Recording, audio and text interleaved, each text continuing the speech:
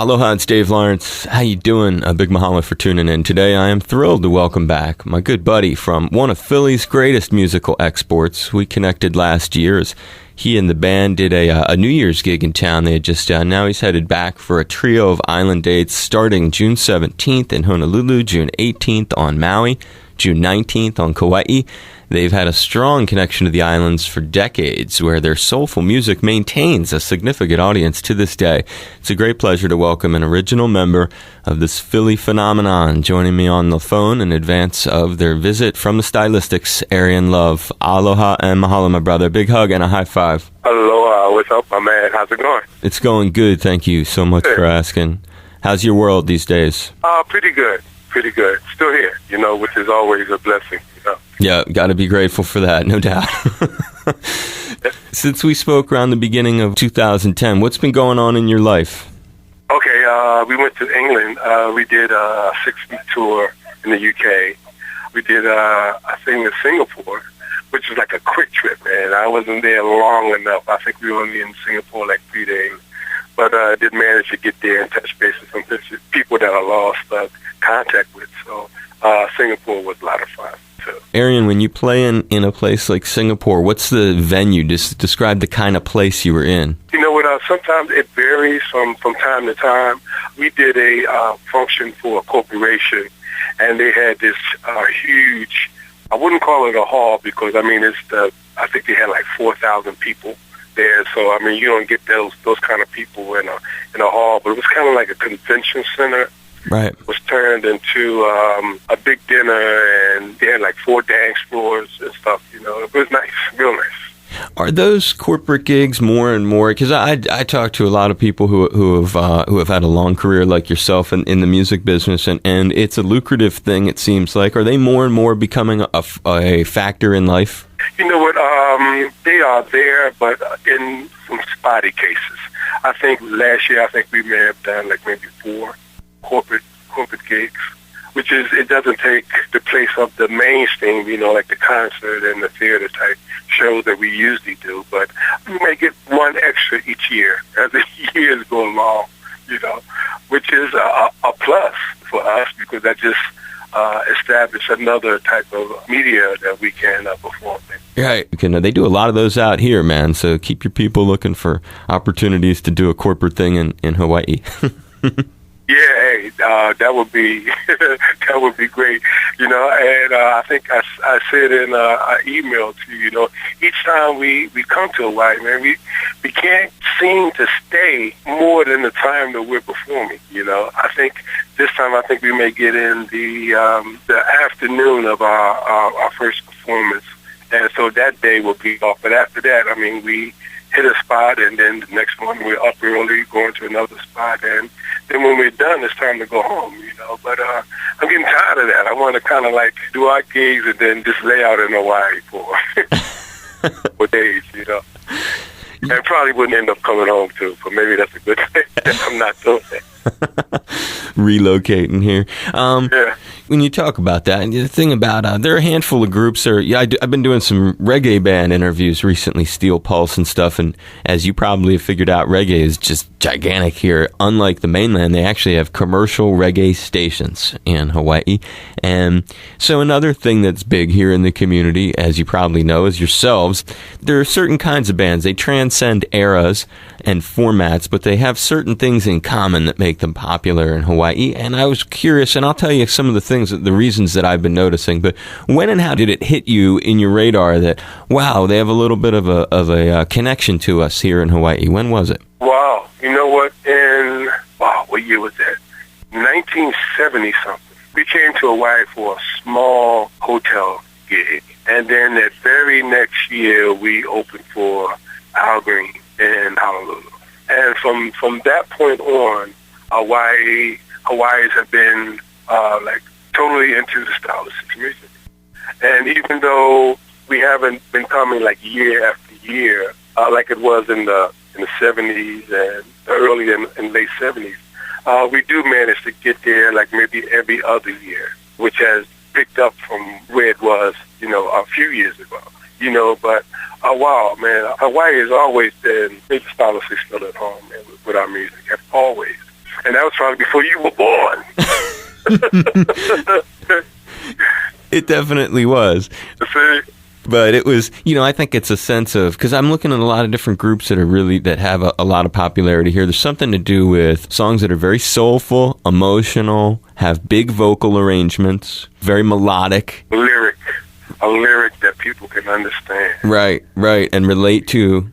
Yeah. On that soulful sort of tip. It's just fascinating how you guys have earned yourself just a little piece of people's hearts. What's an early memory? You mentioned coming here on that important gig with Al Green in the early 70s, which last time that we talked a little bit about that. What is overall, when you're just thinking back, it could be of any stop, it could be that first hotel gig, an enduring early memory or experience of your time here in the islands? Oh man, I remember when I came, it seemed like I was there a couple of weeks, which was good. The warmness of the people, man, it's just, I smile. I mean, I have people that have adopted me that lives in Maui. I call them my Hawaiian family. And I know when we come through, I know they're going to always be there. When we finish our show, they take me to this local club bar that they hang out, and they just sing karaoke. And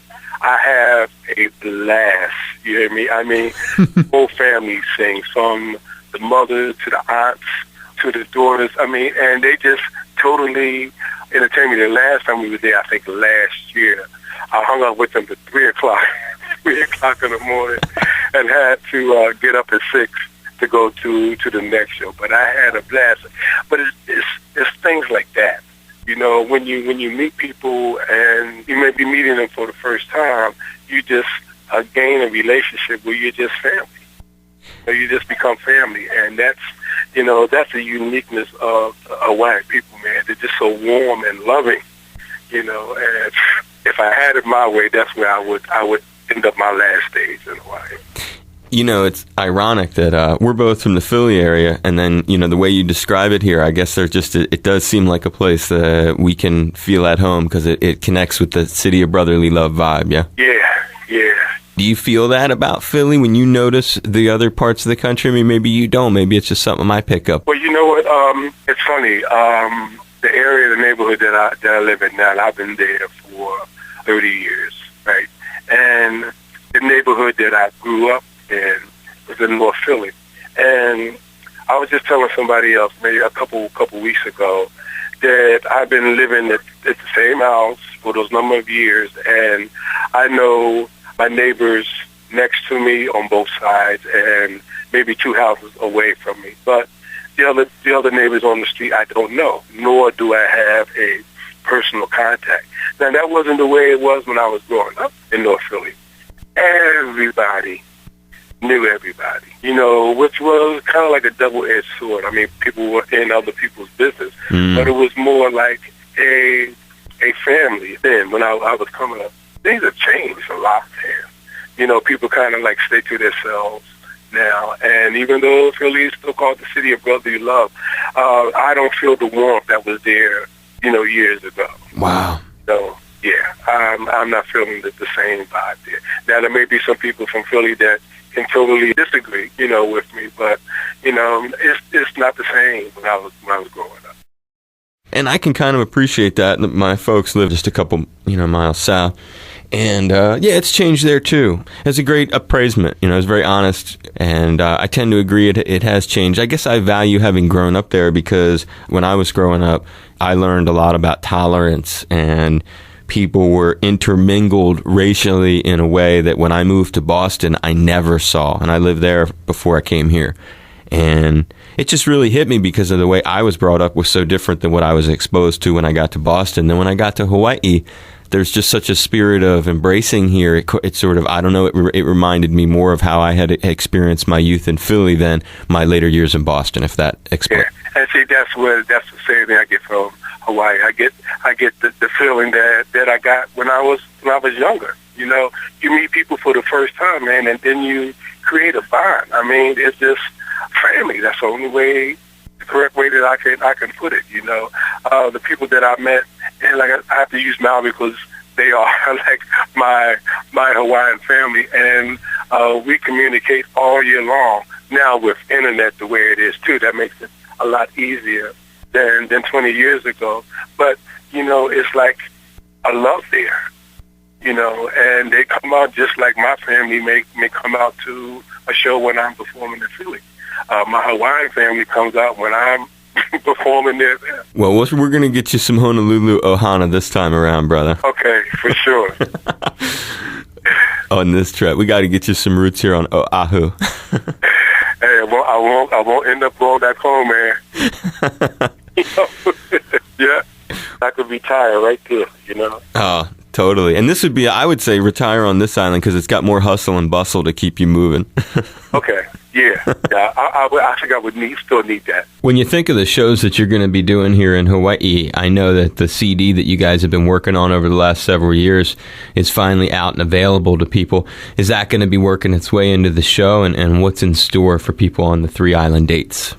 We have new product out. It's been released in Japan and England as a CD. We found it hard, still finding it hard to get a record deal here in the United States on it, but with Soul Tracks, who just featured it as the CD of the month, and with our website, the Stylistics.org, we were able to create some interest in the product. So the CD is entitled That Same Way, and it's produced by Pressing Glass, and we'll probably do at least one song from the CD in our shows in Hawaii. And I think once the people get a chance to hear it, I think they'll fall in love with it like so many people that have heard it. So folks will get to hear at least one of those tunes plus the classic tunes. Now, are you guys hard and fast to a set list, or how is it going to transpire in terms of the 3 nights? Are they going to be different, or is it the experience that you present? Well, you know, our show varies from place to place, but Hawaii is kind of like working at home. You know, there's certain songs that have to be in the show in Hawaii. The Bet You By Golly Wow, The Miracle. Even though The Miracle wasn't a big song in mainland, it's a big song in Hawaii. So we kind of fluctuate our show according to, I guess, what's popular in that particular area. As I wrap it up with you, a couple of questions. Of the celebrities and artists throughout your life who have both inspired you, but mostly that you've met, who stands out as truly inspirational or has carried themselves in such a way that when they walked away from you or when you walked away from them, you said, man, I want to be a little more like that. I like how he handles himself. Wow. That's a deep question, man. It's, you know, and it's a hard question, too. It's hard because, I mean, to give you an example, I have family members that, you know, say, well, you know, you wanted the stylist, and, you know, you can do this and you can do that. And I said, you know, it ain't that easy. You know, I don't have a cell phone full of celebrity friends' numbers, you know, that we converse all the time. I've never been about that, man. Even though I can meet somebody for the first time and be in total awe like any other person out there. But the one person that I have met and have become friends and I just have the utmost respect for her is Nancy Wilson. Wow. And I met her through another friend of mine. In fact, we were in Japan at the same time. She invited us to the show, and we just clicked. Nancy likes playing pinochle, and pinochle is, well, I say Philadelphia, but it's an East Coast card game, and we became pinochle partners. So whenever she comes to Philadelphia, I try to manage to make it to the show, and we hang out and eat cheesesteaks. But most respect for her because as an artist has been in the business for so many years, man. She has remained a beautiful spirit, you know. And I guess with me, that's how I usually judge people, man. Is if I get a good feeling from their spirit that they're decent people, then that's what I go. It's not about their accomplishments or anything like that. It's just how they are as a person. And I think, I love it. I love it here. That's exactly what I was going for. That's it right there. And that's probably why you're such a wonderful guy, because you're not all caught up in yourself, and you don't have that Rolodex full of those things. There's a flip side to that, and it's probably why people adore you so much. And a final question, at the last time that we spoke, and just a quick update on this, because you went into great detail the last time, and I'm grateful for it. It was a remarkable moment in our conversation. But just an update on the status of your rapport or non-rapport with Russell Tompkins Jr. When was the last time you guys have spoke? Have you crossed paths since we last talked, or no? No, we haven't. No, we haven't. I still love Russell. Russell's going to always be, dear to me. He's dealing with some stuff, and I'm just to the point, as I said, that's what he has to deal with. I can't look for blessings and then wish ill on him. You know what I'm saying? So I just wish him all the best. There's no communication at all. As close as we were, he totally hates my guts for whatever reason. But that's something that he has to deal with. I'm cool. I can sleep at night, not have any nightmares, and so if I can do that, I'm all right. I just wish him the best. That's a solid way to put it, my brother. Couldn't thought of a more manly or respectable way to do it. Just a final note: I know it's a very quick visit, as we've covered, and I appreciate your generous offer to it. If you had been flying here direct from Philly to bring me a Jim's, I would have liked that. But well, very good. As a final thought, my brother, when you get to town, love to hang with you again. Maybe we'll record an interview and grab a few cheesesteaks here in Waikiki, if that's cool. I would love to. And this is my cell number. Cool. You have my cell number. Just call and let me know when, and we'll work it out. You gonna be at the show? Oh yeah. Okay. Oh yeah. I'll reach out to Jack and make sure I'll be all set up there with tickets or whatever, and I've got your email. Great. And I hope that you've enjoyed this. It was really nice to get to connect with you again, my brother. Hey man, it's good talking to you as always, man. And look, we got to stop doing this yearly. You can touch base with a brother every 6 months or so. I will, and I apologize, and I'm sorry. Life gets moving, and all of a sudden, time flies by. Then I heard you were coming. I was like, I gotta get. We'll have a nice chat, because you were cool to talk to. It was really nice. You have a nice way, and I really hope you just be safe in between now and when you get here, and we'll have a nice chat. For sure, and thank you, man. You're welcome, man. I give you a big hug. Travel safe, my brother, and all right, buddy. See you soon. Take care. Be safe. Hi, Dave. I'll see you too. Aloha.